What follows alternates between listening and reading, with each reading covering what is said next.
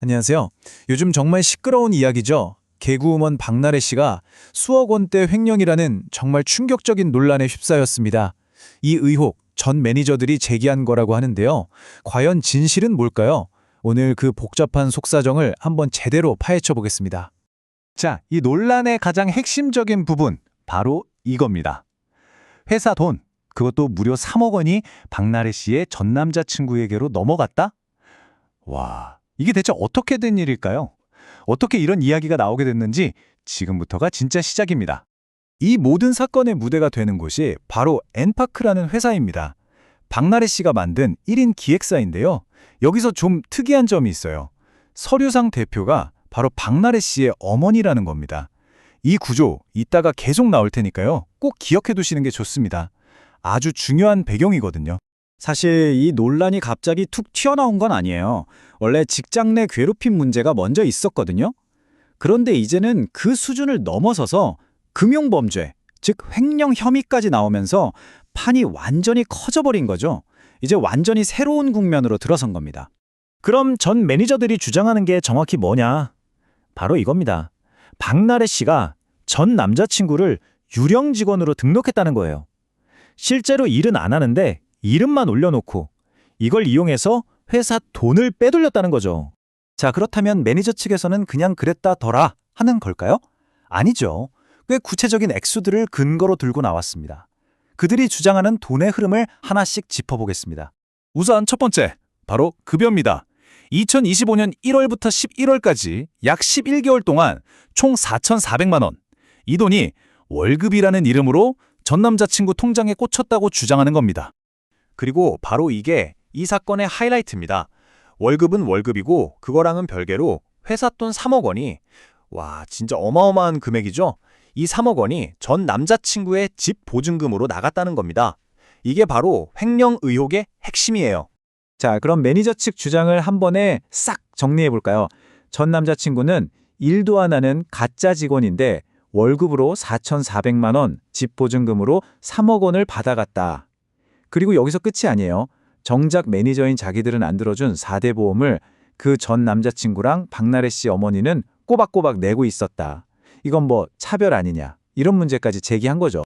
자, 이렇게까지 날카로운 주장이 나왔는데 당사자인 박나래 씨 가만히 있을 수 없겠죠? 당연히 언론 인터뷰를 통해서 그거 아니다라고 조목조목 반박하고 나섰습니다. 박나래 씨의 입장은 아주 간단하고 명확합니다. 전 남자친구는 유령 직원이 아니라 정식 직원이었다. 그리고 우리 엄마는 그냥 엄마가 아니라 이 회사의 대표다. 모든 게 공식적인 직함 아래서 이루어진 일이라는 거죠. 그럼 그 직원이 대체 무슨 일을 했냐고요? 박나래 씨 말로는 그분이 경영학 전공자라 회계 지식도 있고 해서 뭐 계약서 검토나 사무실 구하는 것 같은 회사 실무를 싹 다 처리했다는 거예요. 심지어 나보다 회사 일에 더 깊이 관여했다고까지 했어요. 제일 문제가 됐던 그 3억 원, 이건 그냥 준 돈이 아니라 정상적인 절차를 밟은 직원 주택자금 대출이었다고 해명했습니다. 특히 자기가 예전에 세금 문제로 한번 대인 적이 있어서 이번에 혹시 문제 생길까봐 회계팀에 몇 번이나 확인하고 심지어 담보까지 설정하고 진행한 거라고 아주 강하게 강조했습니다. 자, 이렇게 박나래 씨가 해명을 하니까 논란이 좀 가라앉았을까요? 아니요, 전혀요. 오히려 이걸 듣고 매니저 측이 말도 안 된다면서 바로 반박을 하고 나섰습니다. 그녀의 해명 중에 가장 중요한 부분을 딱 걸고 넘어진 거죠. 진실공방 2라운드가 바로 시작됐습니다. 바로 이 부분에서 두 사람의 말이 완전히 엇갈립니다. 박나래 씨는 전 남자친구가 회계도 아는 전문 인력, 경영학과 출신이라고 했잖아요. 그런데 매니저 측 주장은 뭐냐? 무슨 소리냐? 경영학과 한 학기 다니고 자퇴한 사람이다. 이렇게 맞받아친 겁니다. 이 전 남자친구의 자격, 이게 이 싸움의 최대 쟁점으로 떠오른 거죠. 와, 정말 팽팽하죠? 그럼 앞으로 이 싸움 어떻게 될까요? 지금 분위기로 봐서는 어느 한쪽도 물러설 생각이 전혀 없어 보여요.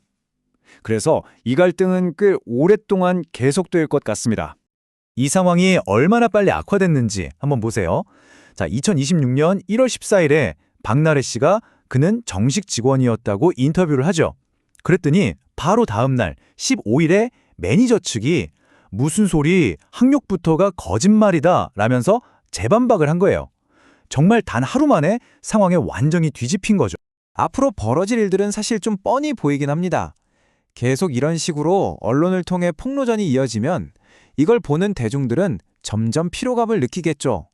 그리고 그 화살은 결국 박나래 씨의 이미지에 큰 타격으로 돌아올 겁니다. 여기서 해결이 안 되면 결국 법정까지 가게 될 수도 있겠죠. 이렇게 서로 진실이라고 외치는 팽팽한 싸움 속에서 과연 대중들은 누구의 손을 들어주게 될까요? 그리고 이 사건을 보면서 유명인들이 가족끼리 회사를 운영할 때 생길 수 있는 문제점, 또 공적인 일과 사적인 일의 경계는 어디까지인지 우리 사회에 꽤 중요한 질문을 던지는 것 같습니다. 여러분은 이 상황 어떻게 보고 계신가요?